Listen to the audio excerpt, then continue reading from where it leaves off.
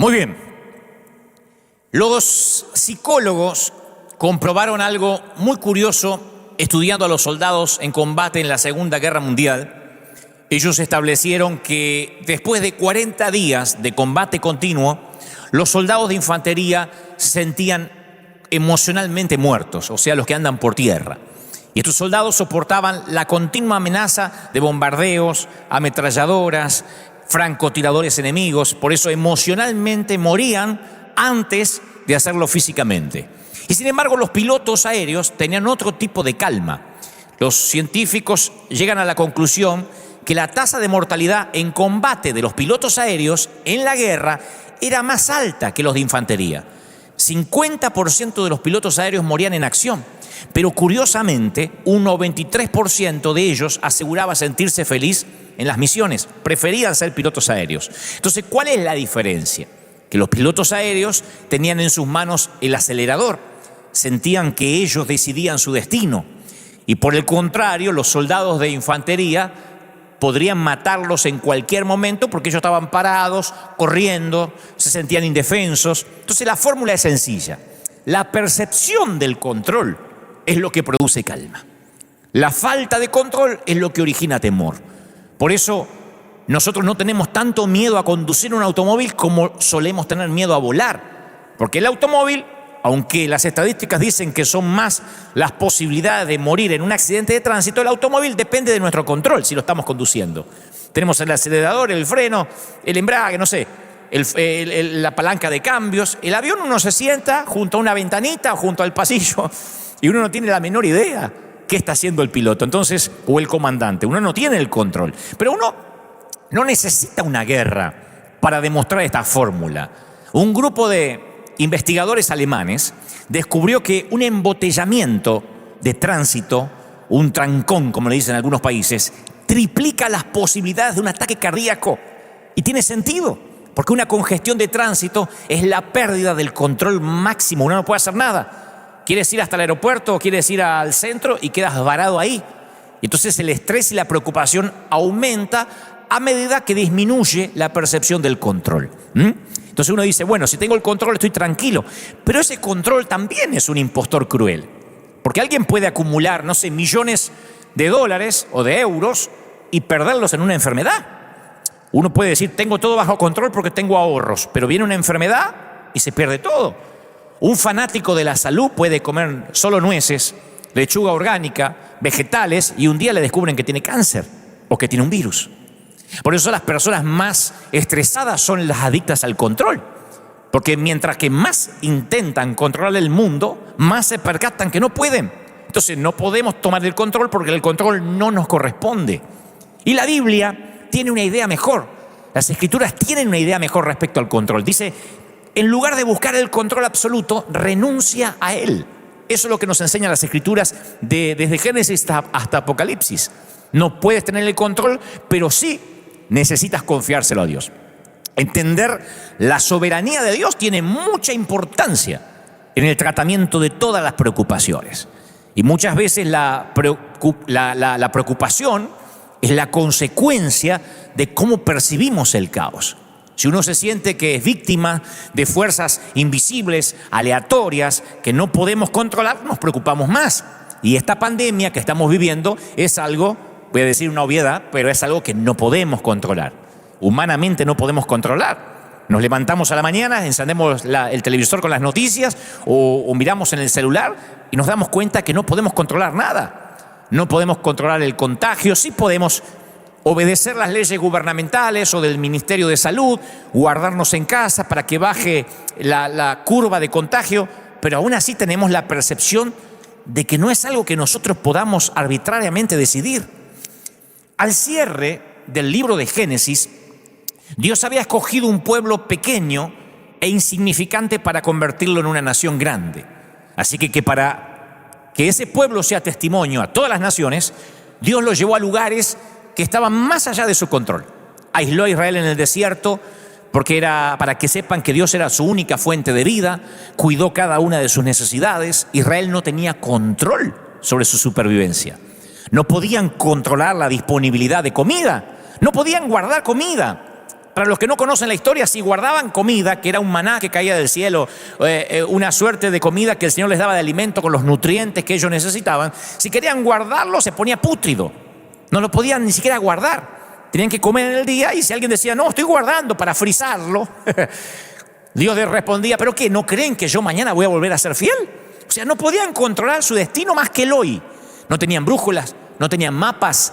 ¿Cómo iban a comer? ¿Cómo iban a beber? ¿En qué dirección ir? ¿Por qué querría Dios tener control de un pueblo? ¿Por qué insistió en su confianza total sobre todas las cosas? Es porque solamente Dios conocía el camino, solamente Él conocía el futuro. Y díganme si es lo que nos está pasando hoy. Israel vivía en situaciones que no podía controlar. Enfrentaron en el desierto tribulaciones que no podían entender. Pruebas que estaban más allá de la fuerza que tenían para sobrellevar a veces. Pero que sin importar lo que deparara el futuro, ellos terminaron diciendo, Dios nos ha librado y nos va a librar otra vez. Dios fue fiel y va a seguir siendo fiel, ¿no? Entonces es posible que te toque pelear contra los vientos de la escasez ahora. Yo soy consciente. Esto hace 3 semanas atrás era otro panorama diferente. Yo sé que hay muchos ahora peleando con la escasez. Algunos porque perdieron su empleo, el gobierno no los respalda, hay cantidad de gente indocumentada, gente que no tiene papeles en España, en Europa, en Italia, aquí en América Latina.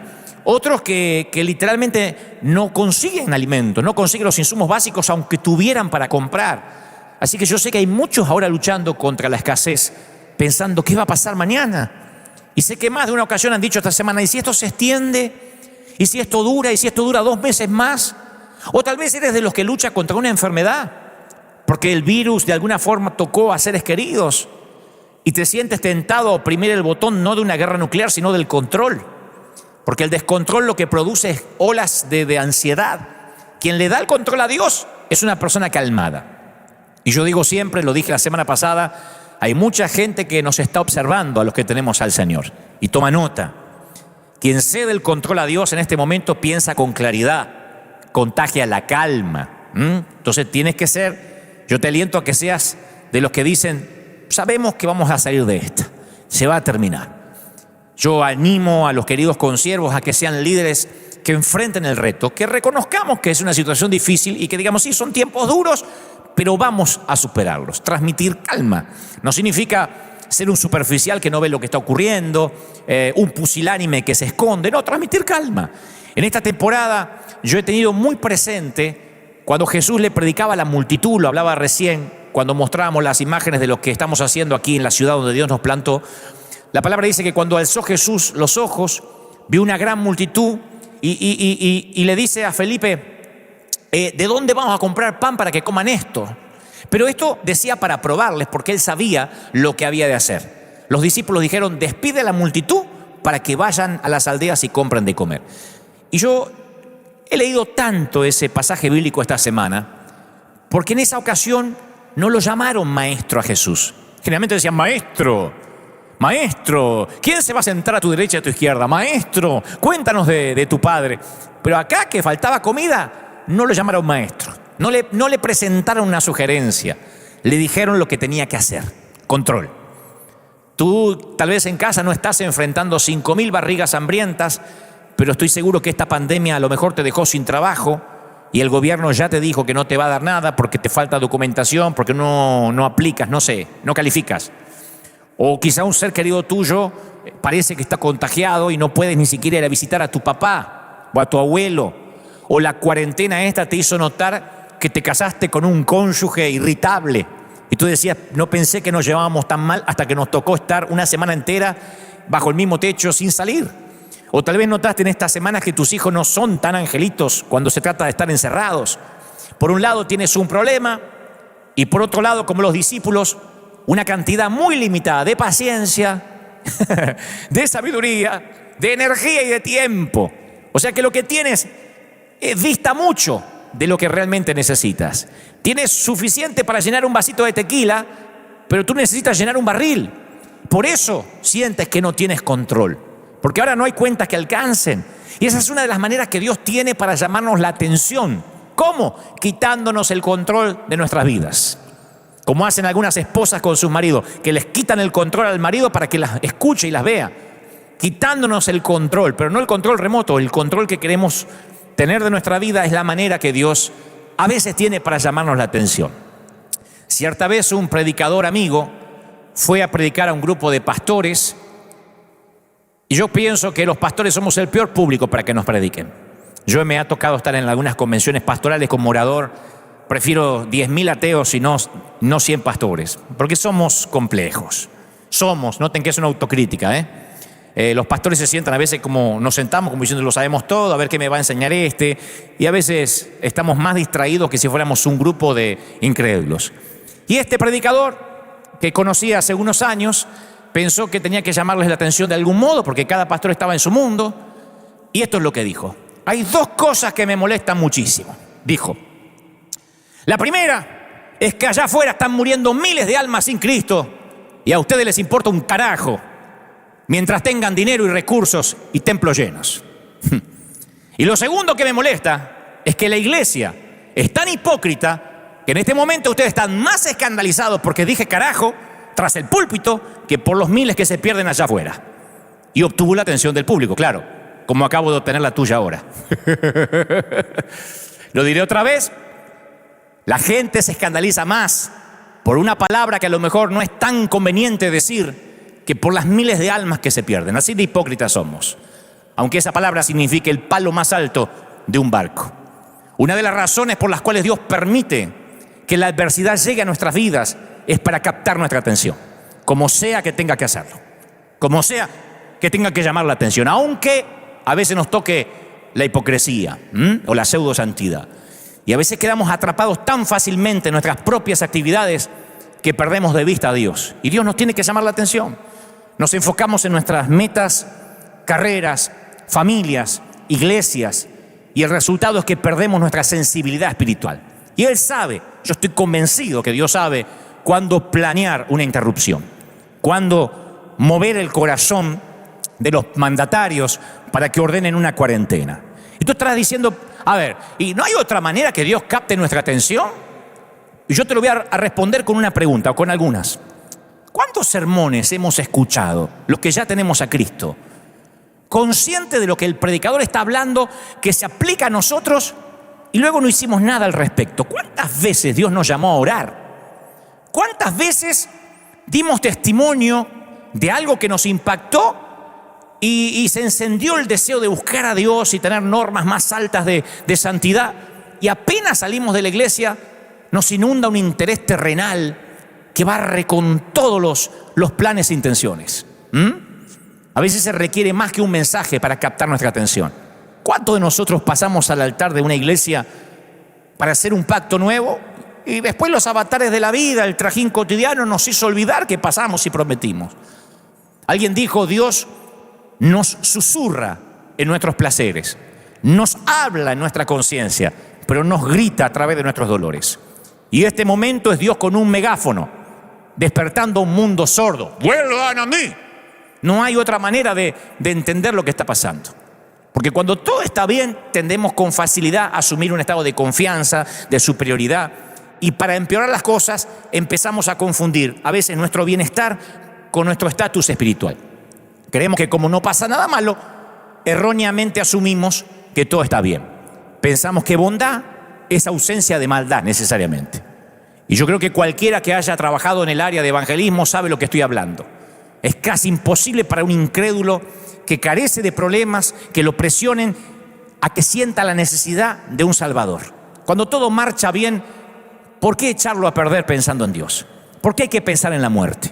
¿Por qué hay que preocuparse por el mañana? Yo veo ahora cómo la gente nos recibe cuando llegamos con alimentos. De hecho, son una tierra fértil para predicar, de lo que querramos predicarle. Pero el mismo hombre o mujer, después que experimentan una adversidad, no es lo mismo, la actitud cambian si nunca la hubiesen experimentado. Lo que era de poco interés ahora se convierte en el único interés. Y de pronto Dios tiene toda la atención. No como hizo mi amigo el predicador, claro. Dios nos llama la atención a veces de un modo más sutil. Y esa sutilidad viene en forma de pandemia, Dios permite que venga en forma de crisis, de sequía financiera, porque la adversidad, mi querido, pone de rodillas al más fuerte y al más terco. Hace que aflojemos nuestros lazos con aquellas cosas que son de poco valor y hace que nos aferremos fuertemente a Él. Es muy raro que ignoremos lo que Dios quiere para nosotros. Yo creo que ninguno de nosotros, los que tenemos a Cristo, sufrimos por falta de información. Lo que nos hace falta es la disposición de obedecer. Yo no creo que haya gente que ahora esté diciendo, yo no sé lo que Dios quería con mi vida. No, Dios utiliza la adversidad para llamar mi atención. Rara vez es con el propósito de decirme algo nuevo. A mí Dios estos días no me ha dicho nada nuevo. Me llamó la atención por cosas que di por común. Me llamó la atención por cosas que ya me había dicho. Porque por lo general es para recordarme algo. Ya sea porque lo he olvidado o porque a propósito he decidido ignorarlo. ¿Ustedes se acuerdan de Jonás? ¿Quién no conoce la historia de Jonás desde la escuela dominical? Dios empleó la adversidad para volver a dirigir su atención hacia la misión que le había asignado en un principio. Y dice las Escrituras que mientras Jonás estaba en el vientre del pez, luchando por su vida, se acordó. Y dijo, me acordé del Señor. Y mi oración llegó hasta ti, dice Jonás 2:7. Los que siguen a ídolos o a vanidades ilusorias, abandonan a Dios. Yo voy a ofrecer cantos de gratitud, dijo Jonás. Cumpliré las promesas que te hice. Eso lo hace en el vientre de un pez. Jonás rededicó su vida al Señor. ¿Por qué? Decidió obedecer a Dios porque en el vientre del pez se le dio una dosis de realidad. Y ahí, entre algas marinas y jugos gástricos, fue sincero. Y yo creo que a veces nosotros como Jonás no le dejamos alternativa al Señor. Y me pongo de ejemplo, de verdad. Yo no estoy hablando de los demás sin ponerme como primer ejemplo. A mí Dios me llamó la atención por muchas cosas estas semanas. No tengo prejuicio de que alguien diga, ahora cambiaste el mensaje. Sé que no lo cambié. Los que me siguen hace años escuchando nuestros sermones saben que siempre he hablado de esto, pero no tengo problema, no tengo prejuicios en redireccionar mensajes, porque Dios me llamó la atención. Estamos en el proceso de ordenar prioridades y posiblemente Dios quiera mejorar su relación contigo durante este tiempo que tienes encerrado en casa. Cualquiera sean las circunstancias, yo quiero que descanses sabiendo que Dios no hace nada sin tener un propósito en mente. Me encantaría que lo repitas. Dios no hace nada sin tener un propósito en mente. Dios nos reordena, Dios nos vuelve a las bases. Y la iglesia, ¿qué va a pasar con la iglesia? Es una pregunta que yo le hago mucho al Señor esta semana. ¿Qué va a pasar con la iglesia? A mí me parece torpe intento de tener esta revelación o es lo que yo creo. A mí me parece que muchos cristianos durante muchos años luchamos con esa constante necesidad de agradar a Dios, de ganarnos su amor y su aceptación a través de nuestras buenas obras, otra vez queriendo tener el control de nuestra santidad. Y el control no lo podemos tener, ni siquiera de eso.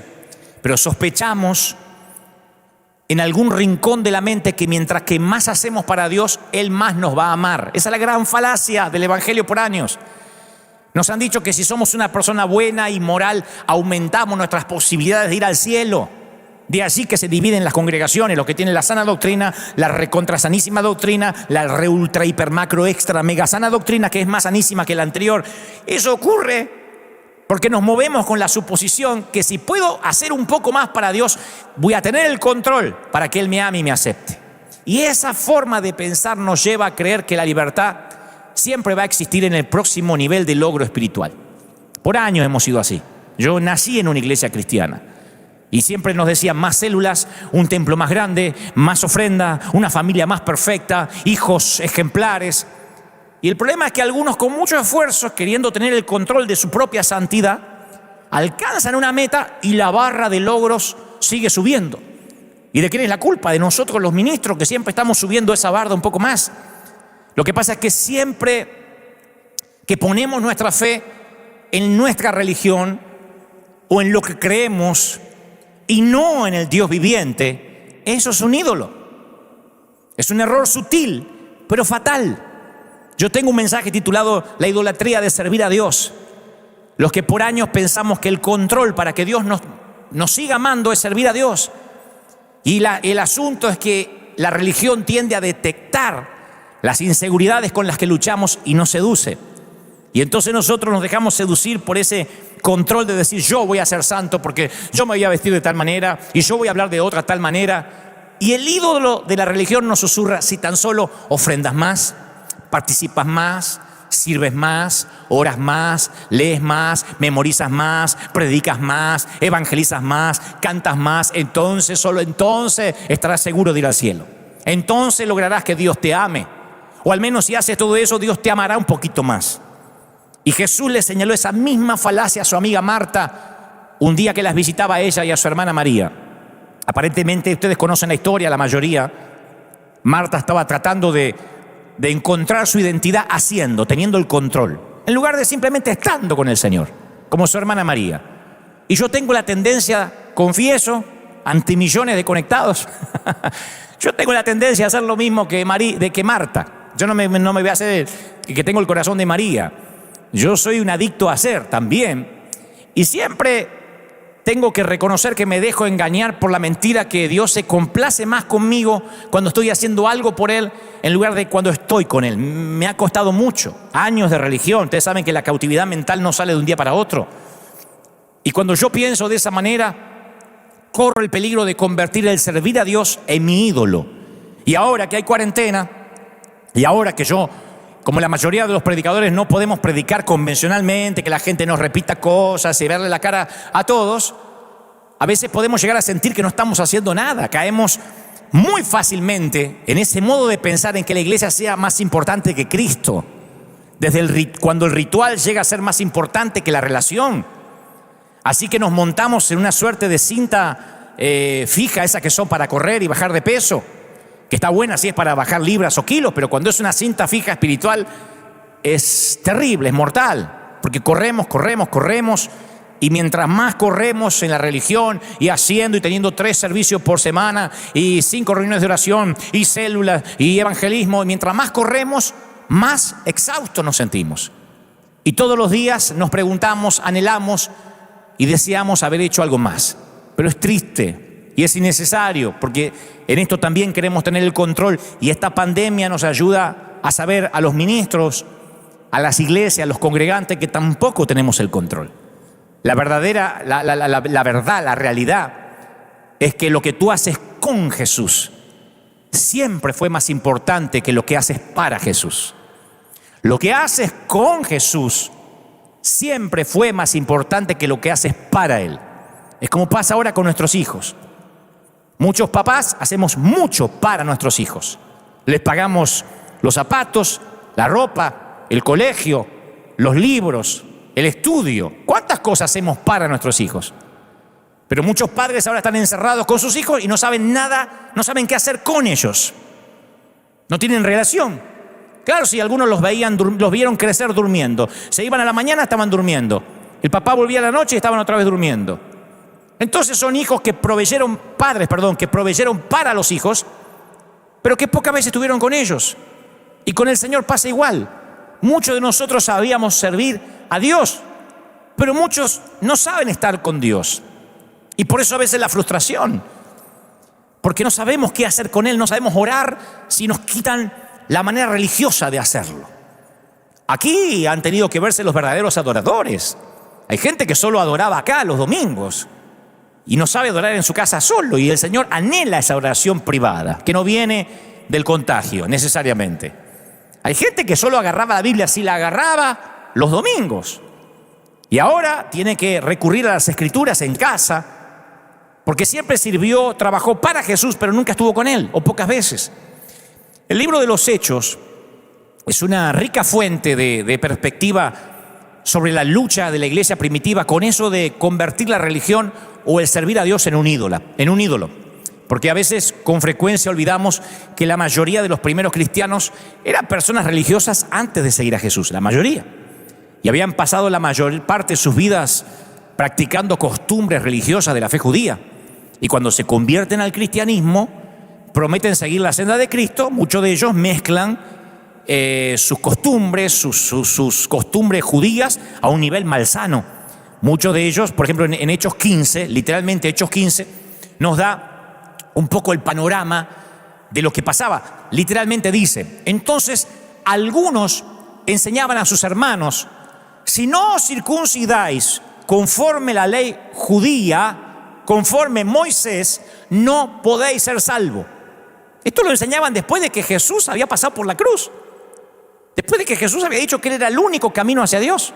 Entonces dice las Escrituras que como Pablo y Bernabé tuvieron una discusión con ellos y una contienda no pequeña, dice las Escrituras, se dispuso que subieran Pablo y Bernabé a Jerusalén para tratar esta cuestión con los ancianos. O sea, sabían que Jesús era el único camino. Decían: sí, sabemos, Jesús nos enseñó que solo hay que creer en Él, pero también tienes que hacer algo más para ser salvo. Vamos a agregarle la circuncisión. No puede ser tan simple, porque la religión siempre añade. Por eso creo que si hay que buscar tesoros en medio de este barro, si hay que entender algo bueno en medio de lo que está viviendo ahora el planeta, es esto: que la religión siempre nos añadió y ahora el Señor nos quitó todo lo que añadimos, nos quitó el control. Siempre añadimos. Aquellos judíos cristianos estaban tomando la salvación, que viene por medio de la fe en Jesús, solo por medio de la fe, y lo que hizo Él en la cruz, y le estaban añadiendo reglamentos. La circuncisión, vamos a agregarle algo porque no puede ser que solo sea la cruz. Y crearon una ecuación que es algo así: Jesús más circuncisión igual a salvación. Ahora nosotros miramos eso y decimos: pero ¿cómo? Es una tontería. ¿Cómo alguien va a creer que porque se circuncida va a ser cristiano? Eso solo puede creer un judío. No, los judíos decían: aún los gentiles lo tienen que hacer, si no, no serán salvos. Y todas las generaciones y todas las culturas han sido tentadas a añadir algo a la ecuación. Todo lo hemos hecho.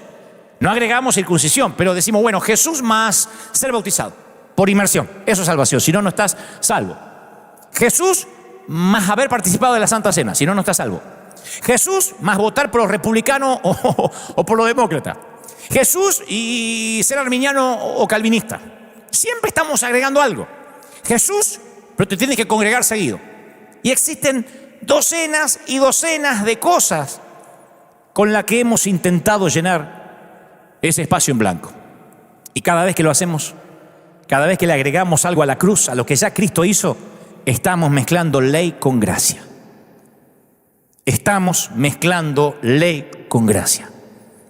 Hechos 15 es un recordatorio de que la religión siempre tiende a complicar lo que Dios hizo sencillo. Siempre estamos intentando elevar una acción nuestra o una experiencia nuestra al estatus de ídolo, sumándolo a Jesús. Porque es la manera de tener control.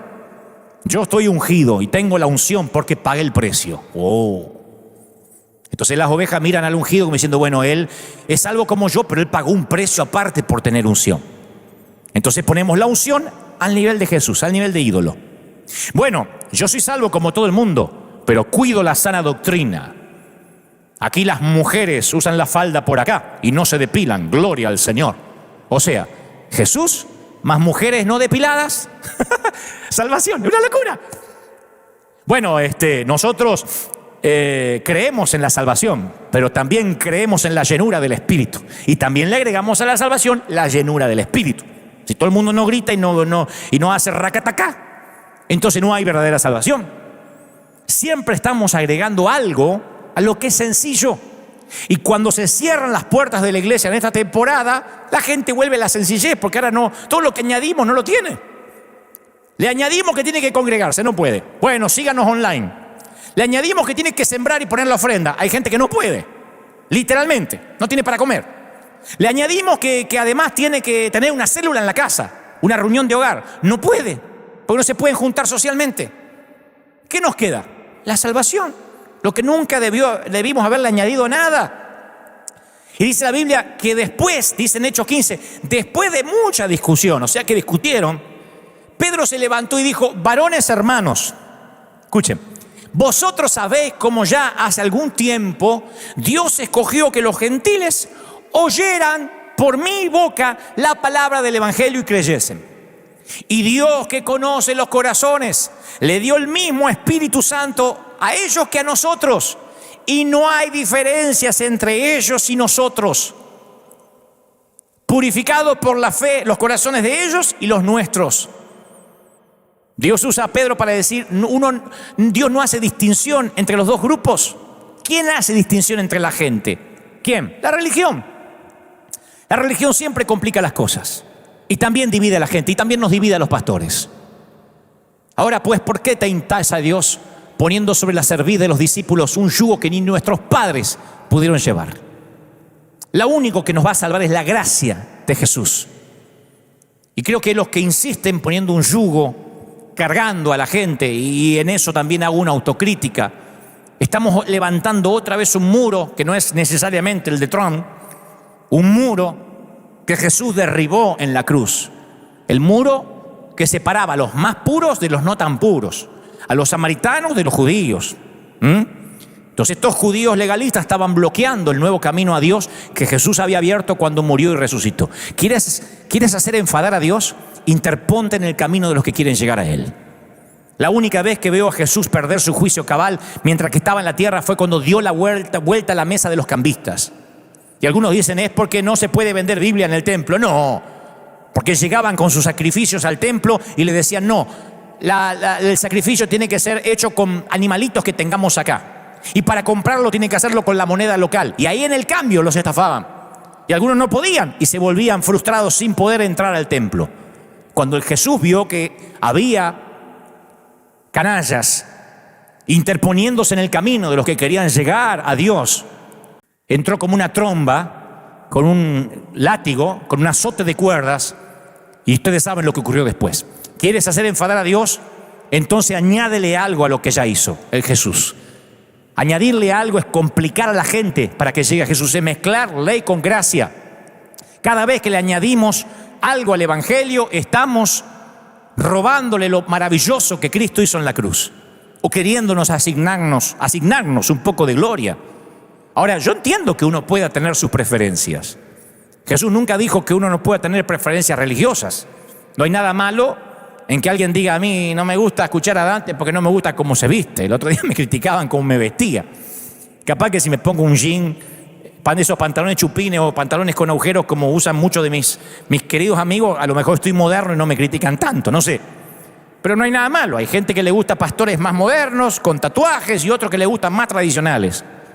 No hay nada malo en que alguien prefiera la música más tradicional y otro más rockera, qué sé yo. No hay nada malo en que alguien diga, a mí me gusta la iglesia que se congrega bajo un puente humilde, y a otro le gusta edificios con campanarios. Jesús simplemente dijo, no permitas que tus preferencias y tradiciones se conviertan en leyes que otras personas estén obligadas a obedecer si quieren seguirlo a Él. O sea, no tomes lo que es bueno y trates de convertirlo en algo fundamental. Hay muchas cosas que son buenas. Aquí nuestros músicos, por lo general, yo les pido que se vistan de negro, y no porque la Biblia dice en Génesis capítulo 4, y vestiréis de negro, porque me gusta. Pero sería un torpe si dijera que si se visten de otro color se van a ir al infierno. Esa es mi preferencia. A mí me gusta presentar el Evangelio con elegancia, porque soy de una generación elegante. Nací en el siglo pasado, aunque eso suena espantoso. Y me gusta que todo esté elegante. Me gusta, de hecho tenemos, para los que nunca vinieron a River Arena, un aroma ambiental. River Arena huele. Hay un perfume que sale por las tuberías del aire para que cuando entres aquí reconozcas el olor a hogar. Tiene un aroma particular esto. El piso está lustrado, todo tiene que sonar perfecto. La calidad y la excelencia para nosotros no es una opción. Esa es mi preferencia. Pero sé que muchos están llegando a diferentes personas, diferentes grupos de gente vestidos en jean, en tenis, en zapatillas, despeinados, con los pelos parados. Y esa es la forma que ellos llegan, que yo jamás voy quizás a poder llegar, como los géneros de música. Ahora, eso no significa que ellos estén mal y yo esté bien o viceversa. Son preferencias. Y si yo las convierto en algo fundamental, estoy agregándole a la salvación algo que yo creo. Y empiezo a decir lo que me gustaría que Dios dijese, pero que Dios no está diciendo. Yo tenía un pastor alemán, siempre lo cuento, no un perro, un pastor nacido en Alemania, que decía, a Dios le gusta el acordeón, es el instrumento del cielo. Un hombre de Dios que partió a la eternidad hace muchos años. El hombre empezó a envejecer y empezó a decir lo que a él le gustaba como si fuera palabra de Dios. Yo creo que como Dios tiene buen humor, lo esperó con una banda de rock allá arriba cuando llegó al cielo. Pero él decía, el acordeón y el violín son los instrumentos que Dios ama. Y él condenaba al que no le gustaba la música con violín, o no le gustaban los himnos de Sión, de gloria y de triunfo. Otra manera de decir esto es, cuídate de no adorar algo bueno como algo divino, porque ese objeto de idolatría se va a convertir en algo destructivo. ¿Y qué hace Dios? ¡Fum! Cuarentena, pandemia. Y todo lo que nosotros defendimos de pronto queda en la nada. ¿De qué queda la gente? En su casa con la Biblia, en su casa con lo único que nunca se le debió haber añadido nada, Jesús. ¿Por qué? Simplemente porque ni la tradición ni la preferencia religiosa puede purificar el corazón de un pecador o darle vida eterna, gente. Ninguna ley, ninguna regla jamás provocará una explosión de amor y gozo en el corazón humano. Búscame una iglesia llena de reglas y te mostraré una iglesia llena de caras tristes y agobiadas, porque le ponemos un yugo más fuerte, más pesado del que pueden llevar.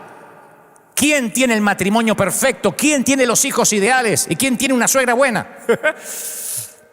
Díganme quién. ¿Quién dice yo no tengo problemas, yo no tengo tentaciones? Díganme un hombre que no haya sido tentado alguna vez, o una mujer que no lo haya pensado 2 veces. Cada vez que veía a su esposo dormir a su lado, ¿por qué me habré casado? Dígame en qué familia no tiene problemas. Y sin embargo nos volvemos hipócritas y le ponemos un yugo y le decimos tienes que tener la pareja perfecta. ¿No la tienes? Bueno, simúlala en Instagram.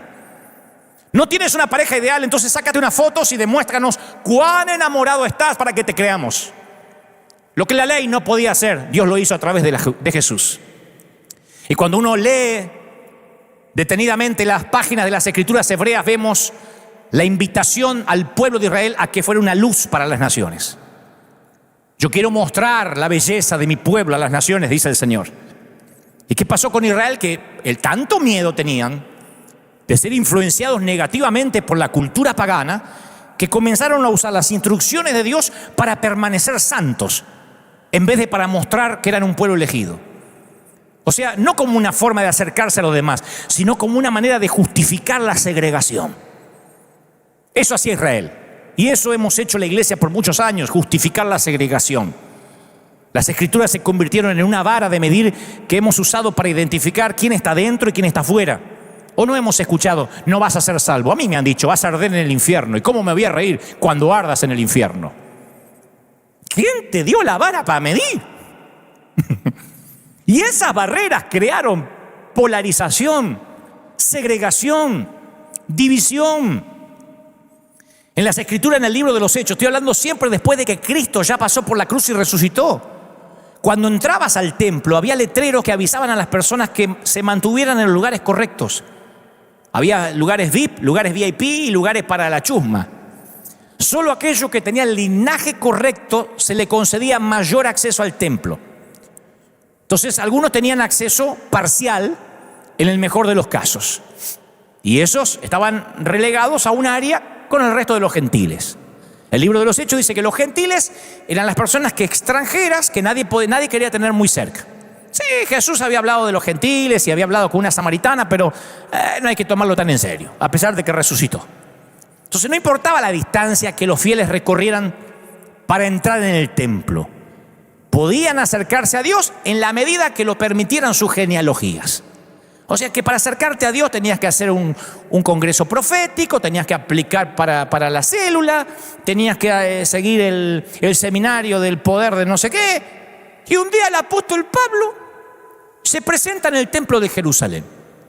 Y había viajado con un par de amigos que eran gentiles. O sea que era como que un gringo entra a una iglesia gringa con un par de hispanos.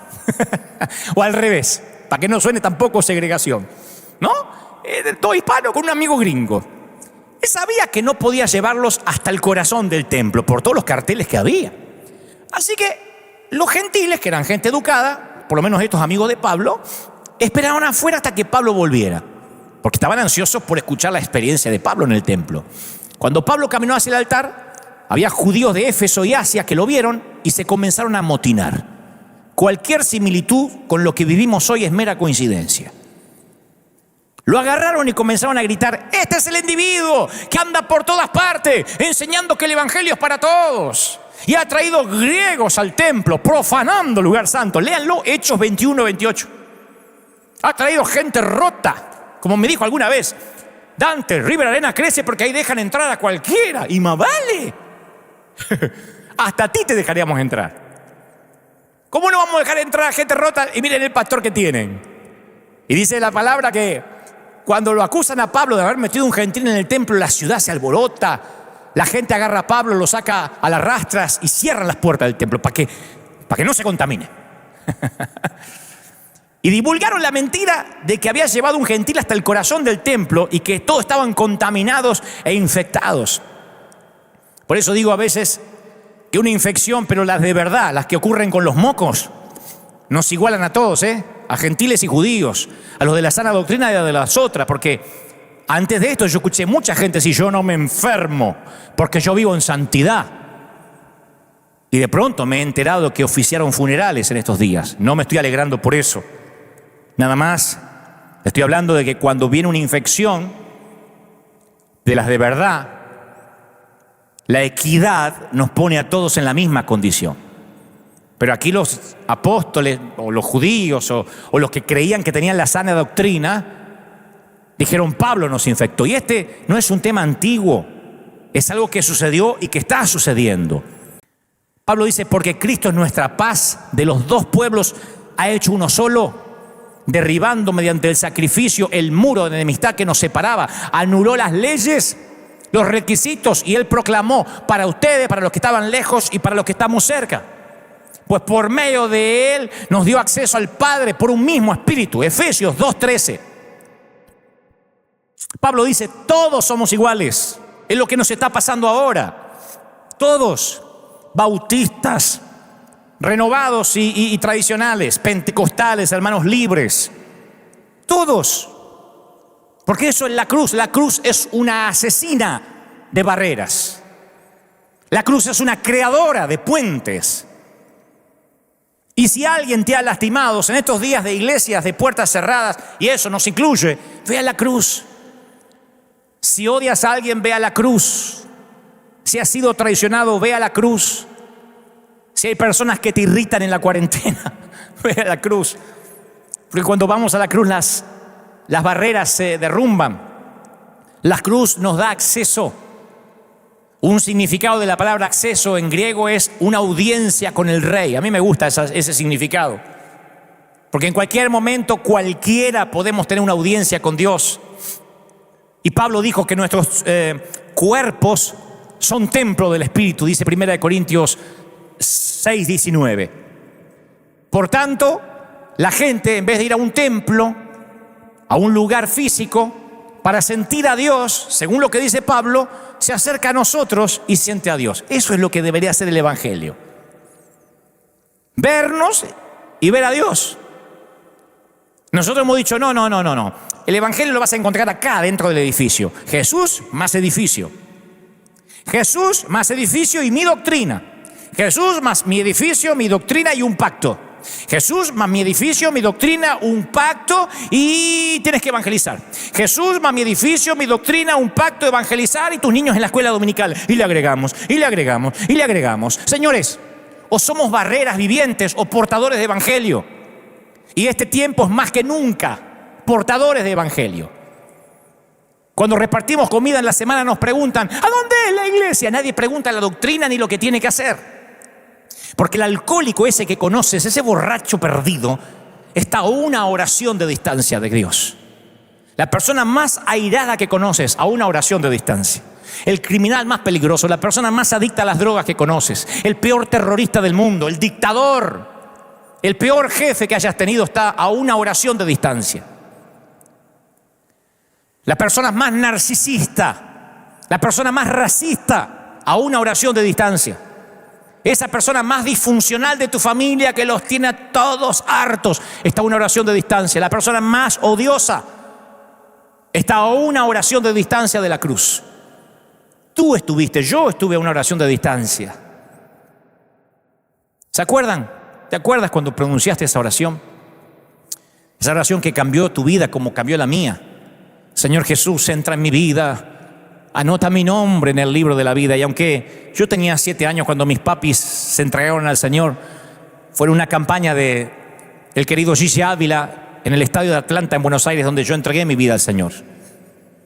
Nuestras vidas serán imágenes de la cruz, acogiendo a personas para que tengan una audiencia con Dios, o se parecerán al templo de Herodes, excluyendo a las personas mediante barreras y toda clase de segregación. Acá los apóstoles, los recontrapóstoles, los superungidos, y más allá el ovejerío, acá los que diezman, los que nunca diezmaron, siempre estamos segregando. La cruz acoge, el templo de Herodes excluye.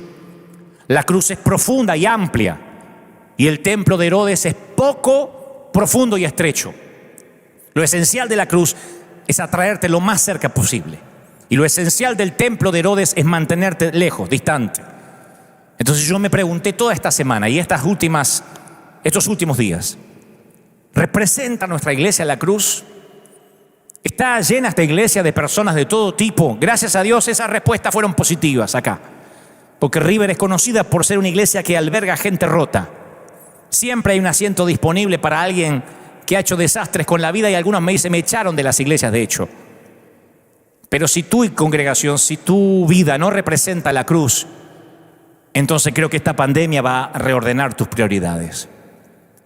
Yo pienso que a nuestras congregaciones van a seguir llegando gente con diferentes elecciones sexuales, van a seguir llegando divorciados, separados, en concubinato.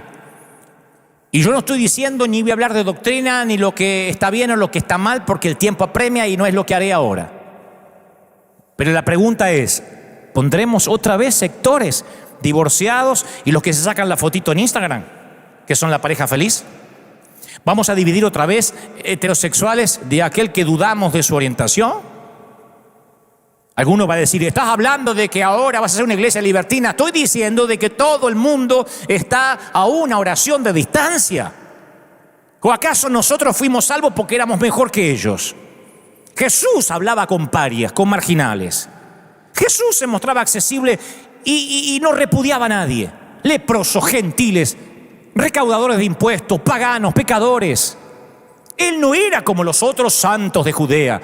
Los demás rabinos vivían en cuarentena y aislamiento sin que se los pidiera un presidente. Y ver lo accesible que era Jesús les provocaba ataques de caspa, enfado. Pero para Jesús siempre las relaciones estuvieron por encima de las leyes. Y era porque posiblemente Jesús conocía el rechazo en primera mano. Aún su familia lo había rechazado, sus hermanos. A fin de cuentas, su vida la definió el rechazo. O puede que fuera que Jesús simplemente percibiera y entendiera el deseo de aquellas personas de pertenecer. La ley más vieja de Roma, del imperio invasor, ordenaba que ningún cuerpo enterrado o cremado quedara dentro de la ciudad de Roma. Era porque a los muertos se los consideraba con temor, con pavor. En realidad tenían una ciudad propia, la necrópolis. Roma tenía una ciudad de los muertos, necrópolis. No podían los muertos convivir con los vivos, porque el terror separaba a los muertos de los vivos, el temor a qué habrá más allá. Pero eso cambió drásticamente con la cruz de Jesús. A partir de Jesús, los cementerios se instalaron dentro de los predios de las iglesias. Y los muertos dejaron de asustar a los vivos y los dos grupos coexistieron en los mismos lugares. Mi querido, si pueden convivir muertos y vivos, iglesias donde la gente adentro canta un himno y el cementerio está a unos metros, ¿cómo no van a convivir gentiles y judíos? Bautistas y pentecostales. Hemos mirado por años a los católicos como si estuvieran apestados y decimos, no, te vas al infierno ya. Nos va a sorprender a qué vamos a encontrar en los cielos. Yo siempre me pregunto por qué en Roma las personas pasaron tan rápidamente de la antigua repugnancia a la nueva familiaridad con la muerte, debido a que Jesús hizo accesible hasta la misma muerte. A partir de Jesús se empiezan a conmemorar los funerales. Yo creo que lo peor es cuando fingimos que nosotros no necesitamos esta pandemia, que nosotros no somos hipócritas. Porque ahí es cuando intentamos esconder nuestras faltas ante Dios, ante los demás e incluso ante nosotros mismos. Y el problema es que hasta tanto no admitamos nuestras necesidades, Dios no va a hacer mucho para ayudarnos. La grandeza siempre nace de la humildad, no de la negación. Dios permite que veamos nuestra debilidad para crear un contexto que exhiba fortaleza. Pablo dijo, tenemos este tesoro en vasijas de barro para que se vea que tan sublime poder viene de Dios y no de nosotros. Segunda de Corintios 4:7. Entonces esto nos ayuda a recordar lo que realmente tiene valor, que es lo que hay dentro. El contenido es importante, no el envase. No cómo se viste aquel, cómo se viste aquella, qué música usa. Nos quedamos siempre en lo que le agregamos a la salvación. Por eso yo creo que no siempre el diablo es el que nos pone en cuarentena. Estoy convencido más que nunca que Dios permite esto. Porque nuestras limitaciones, estos momentos de quietud son muy buenas para mantenernos conectados con Dios. Nos recuerda que necesitamos el interior. Y cuando las cosas a veces nos van bien en la vida, es tentador distraernos con los éxitos, pensar que de eso se trata la vida, y comenzamos a ir en pos de la victoria, la prosperidad, la influencia, el ministerio, las redes sociales, el canal cristiano. Lo más probable es que cuando sintamos que nos va bien es cuando menos oramos. Tenemos éxito lejos de Dios y fracasamos cuando estamos cerca de Él. Porque cuando fracasas es una oportunidad para aprender y crecer. Yo quiero decirte que permitas que tus fracasos obren a favor. Incluso deja que tus errores te acerquen más a Dios. Yo siempre le digo a la gente de nuestra iglesia, fracasen más cerca de Dios, más cerca de la dependencia, más cerca de la fe. Quitemos esa palabra, cayó de la gracia. Uno nunca cae de la gracia, uno cae en la gracia. La gracia es una cuerda de amor, como decía la canción de Julio Melgar. Cuerdas de amor que te sostienen. Y esto nos pasa porque también nos hace ver primero nuestras debilidades y segundo nos da empatía con la debilidad de los demás. Es un beneficio por el cual Dios permite esta situación, nos ayuda a identificarnos. Nuestras conexiones se mantienen auténticas, se establecen mediante debilidades compartidas. Esto que nos está pasando nos da credibilidad para decirle a alguien, yo también estuve ahí y vamos a superar esto juntos. Después de esta pandemia, ¿quién no va a poder decir yo también? ¿Quién va a poder decir yo no tuve que hacer cuarentena, yo pude seguir viajando? La verdad que yo no me enteré, no vi las noticias. ¿Quién? Por eso la verdadera empatía es un regalo poderoso que puedes dar solo si has pasado por algo similar. ¿A quién escucha la gente cuando necesita más ayuda? ¿Al intelectualoide que lo sabe todo? ¿O a las personas que ya han pasado por ese camino y que sobrevivieron para contar la historia? Yo también me divorcié hace unos años. Tranquila, vas a salir. Yo también enviudé. Tocamos a las personas que nos rodean debido al dolor y la humanidad que compartimos. Piensa cuándo fue la última vez que te desmoronaste y lloraste delante de un amigo. Capaz que te sentiste avergonzado, pero te aseguro que ese momento de vulnerabilidad ganó el corazón de esa persona y cimentó tu amistad más que cualquier otra experiencia que haber pescado juntos, que haber compartido una novia. Yo le voy a contar un secreto ya para culminar de la oratoria. Es el arma más formidable que jamás haya conocido. A mí me sorprende que no la usen mucho mis colegas. Es contar mis debilidades. Yo la juego de antihéroe y me encanta. Porque he descubierto que cuando me presentaba intachable, un superhéroe de Marvel, había distancia. Pero cuando cuento lo que yo lucho, en lugar de pensar que la autenticidad socava la autoridad, no. Él abre los corazones de la gente, desarma a los defensivos, ablanda a los duros, me gano la ternura de los indiferentes, demuestra a las personas que no deben temerme ni reverenciarme. Dicen, este es igual que yo, soy uno de ellos. Y por eso me abren la puerta de sus almas y me permiten hablarle a sus vidas como ahora. Por eso tenemos tanta gente conectada ahora. Yo creo que no puedo yo alegar ni darme crédito de lo que Dios hace, pero si pudiera permitirme una pequeña cualidad, es que yo no pido que me reverencien y digo, haz como hago yo, que pago un precio que tú no pagas. Las dos palabras que las personas más necesitadas, más dolidas, necesitan escuchar no son deberías, sino yo también. Yo también. Y la pandemia nos enseñó al yo también. Un ejemplo es Jesús. Él entró a la raza humana como un bebé. Eso dice mucho de él. Los bebés son las criaturas más indefensas del planeta. Su mamá era una adolescente que aún no estaba casada y su papá era un tipo de clase obrera. Y el crecimiento de Jesús no pudo estar más lejos de lo que alguien de la realeza hubiese esperado. 30 años de humanidad que no se habla nada casi en la Biblia. Y un ministerio que solo dura 3 años y poquito, 3 años y medio. Si haces la cuenta, más del 85% los pasó en el anonimato.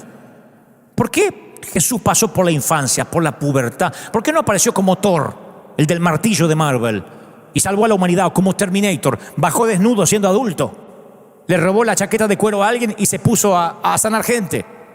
El libro de Hebreos dice por qué fue tan humano, porque no tenemos un sacerdote incapaz de no compadecerse de nuestras debilidades, sino que ha sido tentado en todo, en la misma manera que nosotros. En otras palabras, su humanidad es la que nos acerca a Él. Eso es lo que cierra la brecha entre Dios y el hombre. Como dijo una vez, la persona de Jesús es el grito de "yo también" de Dios. ¡Yo también! El grito "yo también" de Dios es haber enviado a su Hijo. Y esto hace que todos vamos a decir "yo también". Claro, porque ahora los pastores vamos a tener también que decir que yo también tuve miedo. También tuve shock cuando tuvimos que cerrar las puertas de los templos. También nos asustamos cuando tuvimos que enterrar a gente piadosa de nuestras iglesias. Te voy a contar un último secreto, y ahora sí es el último. Nunca le creas a un predicador cuando dice que es lo último, pero deberías ir creyéndome. Yo llamé a este mensaje el antídoto. Y la iglesia no tiene el antídoto a tus problemas. Tal vez te suene extraño, pero puedo decir con toda velocidad que la iglesia no es para que la gente resuelva sus problemas y alivie sus desilusiones o te salve del virus. Yo dije la vez pasada, la iglesia no es Amway, la iglesia no es Herbalife. La razón primaria por la que existe la iglesia es para adorar a Dios y dirigir a las personas hacia Cristo. Pero no es para hacerte la vida más fácil acá. Y este nuevo paradigma es una visión que no solo debemos abrazar a partir de lo que está pasando en el mundo, sino que tenemos que ayudar a nuestra gente a comprender, porque si no se van a sentir estafados. Como aquel cliente que compró la garantía y después no se la reconocen. En nuestros intentos bien intencionados por promover el evangelio, alguna vez hemos prometido de manera excesiva. Le hemos dicho a la gente que las iglesias son lugares felices. Y el evangelio tiene como función primaria hacer que las personas lleguen a tener una relación íntima con Dios. No pueden venir acá todo el mundo y ser feliz. No, si estás atravesando un divorcio o las aguas turbulentas de una enfermedad o una quiebra financiera. El evangelio no tiene que ver con nuestros esfuerzos por arreglar todos los males o quitar los virus del mundo. Porque ahora es cuando la gente dice, ¿dónde están los que sanaban? Los predicadores que hacían cruzadas de milagro, que sanen el virus. Es que hemos prometido cosas excesivas. El evangelio tiene que ver con que Dios reparó nuestra relación con Él a través de la cruz. Punto. Si te sana o no te sana, es un regalo de Él. Y los regalos no se reclaman. Los regalos no van, Señor, tú dices acá. Lo importante, como dije el domingo pasado, ¿a dónde te vas a pasar la eternidad? Porque todo el mundo es eterno. Hasta esa falacia hemos tenido toda la vida, de decir, ¿quién quiere recibir la vida eterna? La vida eterna la tienen todos sin ir a una iglesia. Eternamente vas a vivir en el cielo o en el infierno. Si has tenido un bebé en los brazos, es lo único eterno que habrás cargado. Los autos no son eternos, la ropa no es eterna, pero ese niño eventualmente será un adulto, un anciano, y a algún lado se irá a vivir. La vida eterna la tenemos todos, el tema es dónde la vamos a pasar. Entonces quiero que sepas esto, la iglesia, cuando las puertas se abran, los templos no te van a hacer sentir necesariamente cómodo. La iglesia no va a ser la respuesta a todas tus necesidades. Algunas veces no te va a gustar lo que pasa en la iglesia. Puede que te marches algún incómodo, y a veces te vas a marchar incómodo de algún servicio, sobre todo si tu pecado está saliendo a la luz y tienes convicción. Si eres soltero, que vengas a la iglesia no te garantiza que vas a encontrar a tu cónyuge. Venir a la iglesia no te garantiza que tus hijos no se van a rebelar. Venir a la iglesia no es una solución a todos tus problemas económicos. Y es probable que hasta ni siquiera te lleves bien con todas las personas de la iglesia, porque acá hay mucha gente rota. No sé cómo serán las demás, pero aquí en River Church viene gente rota, loca, neurótica, gente como yo. Y no te puedes llevar bien con todo el mundo. Y tal vez venga y no te guste el color de la alfombra, mi traje o la música. La solución definitiva a la desilusión que siente mucha gente consiste en guiarlos hacia Cristo, dejando que Él sea el médico del peor virus de nuestras vidas, que no es el corona, sino el pecado. Y una vez hecho esto, la desilusión toma un aspecto distinto, porque si las personas se desilusionan, en última instancia lo hacen con Dios.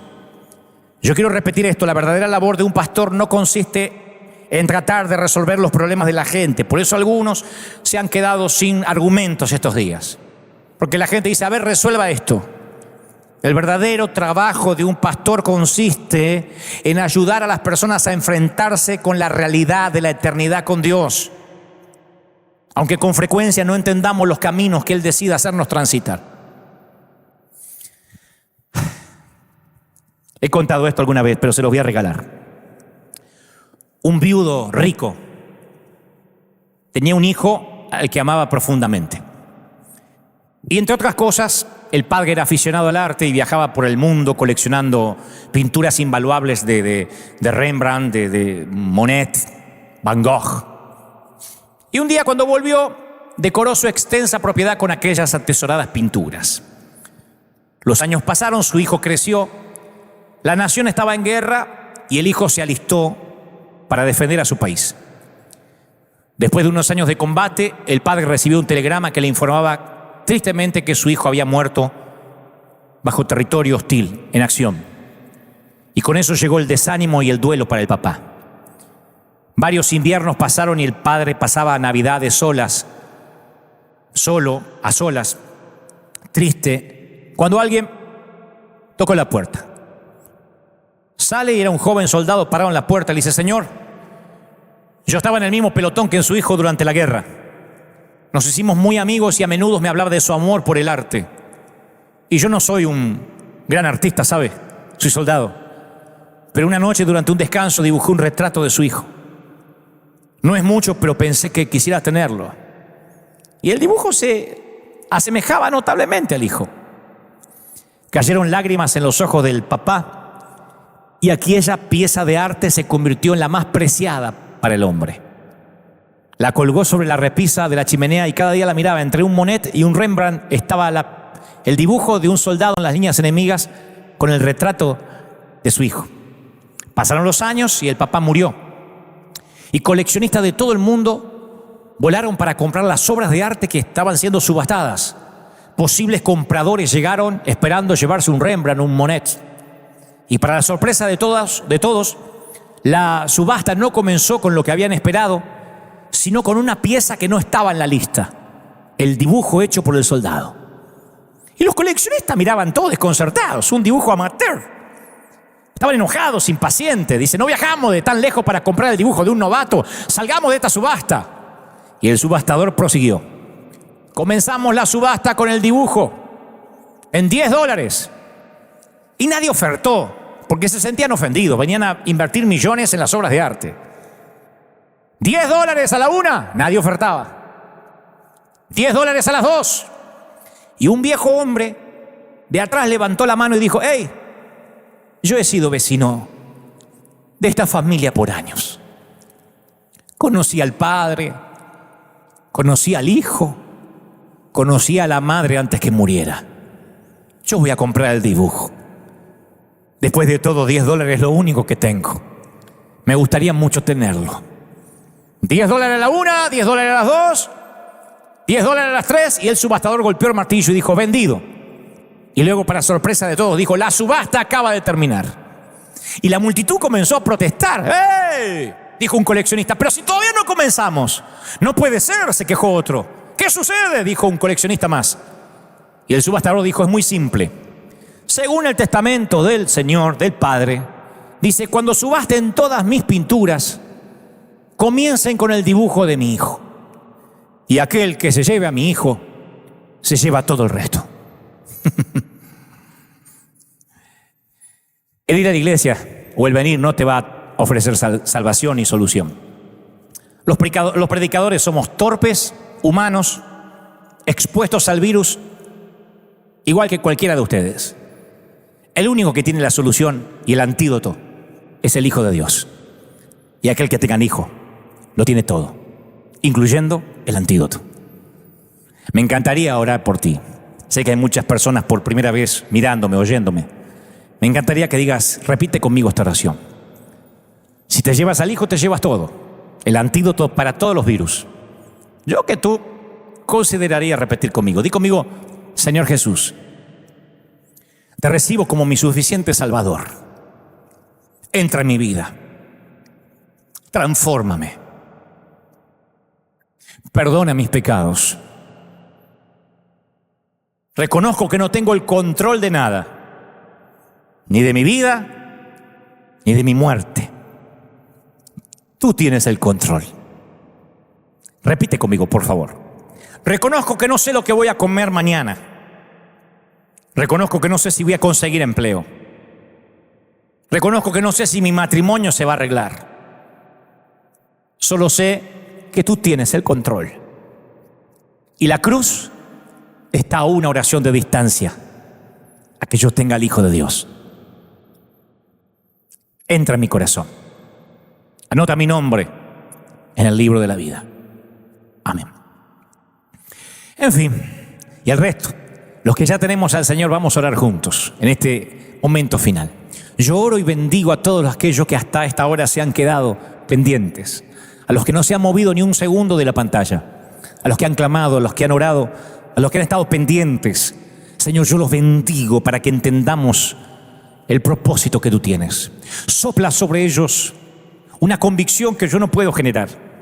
Señor, torpemente yo he hablado al intelecto de quienes me prestaron sus oídos, pero yo sé que tú mientras has estado operando a corazón abierto.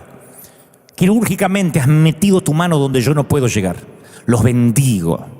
A los que llamé la atención desde el principio y a los que se sumaron luego. Sopla sobre ellos una doble porción de tu espíritu. Sopla de modo que este mensaje llegue hasta los rincones más recónditos del planeta. Oro por Europa, por el viejo continente. Oro por los misioneros y los pastores que están allá, para que no bajen los brazos. Oro por la cantidad de respiradores que faltan, por los enfermos que duermen en los pasillos, en los suelos, por los que están hacinados en sitios militares. Oro por los que están dando la vida por otros. Bendigo a toda América Latina. ¡Sopla, Dios! Desde México hasta Tierra del Fuego, desde México hasta Canadá, y luego los 5 continentes: Asia, África, América, Oceanía. Sopla, Dios, para que tu gloria sea fuerte, poderosa, única en cada sitio, y que todo el mundo nos volvamos hacia ti, para que hayamos entendido los predicadores de qué se trata el Evangelio, y nadie de ninguno de nosotros jamás tengamos el tupé, la torpeza, la falacia de agregar algo a lo que tú has hecho en la cruz y de mezclar ley con gracia. Gracias por la cruz, porque es todo lo que necesitamos. Ateos, musulmanes, católicos, protestantes, la cruz está tan cerca de cada uno como de aquel que ha estudiado teología y aquel que jamás supo lo que es una Biblia. Yo sé que la cruz hermana a gentiles y judíos, los que siguen la ley y los que no, divorciados, gente rota, a todos los que están luchando con alguna pandemia interna, abandonados, abusados, solteros, casados, separados, en concubinato, como sea que estén. ¿Cómo te ama el Señor? Me dice el Señor que te diga que te ama tanto. ¿Cómo te ama el Señor? Princesa, ¿cómo te ama el Señor? Príncipe, ¿cómo te ama el Señor? ¿Cómo te va a olvidar si en sus manos te tiene esculpido? Te ama tanto el Señor. Yo jamás haría por ti lo que Dios hizo por mí y por ti. Yo no daría uno de mis hijos. Si para salvarte a ti la vida, uno de mis hijos tuviera que darte sus riñones o sus pulmones, no cuentes conmigo. Lo siento, te amo, pero amo a mis hijos más que lo que amo respirar. Y me cuesta comprender, sale de mi corteza cerebral lo que es dar un hijo para permitirnos el acceso a la vida eterna con Él. Te ama el Señor. Gracias por estar ahí. Gracias por apoyarnos. Gracias por ser fieles cada domingo hasta tanto y en cuanto esto perdure. Oremos por nuestros presidentes, oremos por nuestros gobernantes, por los ministros de salud, por los senadores, por los enfermeros, por los médicos, por los infectólogos, por los científicos. La pandemia al pecado y a la muerte eterna es Jesucristo. El antídoto, no la pandemia. El antídoto es Jesucristo para esta pandemia. Y la pandemia, esto sí, que nos puso a todos en equidad de condiciones, estoy seguro, como dije, cada domingo tiene fecha de caducidad, va a terminar. Que Dios te bendiga, que Dios te guarde y que haga resplandecer su rostro sobre ti. Nos vemos en la semana en las redes, aquí mismo, y por supuesto, si esto no cambia, el domingo con gente en nuestros habituales servicios o aquí, con los millones a través de la red. Chao, buenos días, feliz domingo, así estamos gente, así estamos país, así estamos maravillosa Iglesia de Cristo.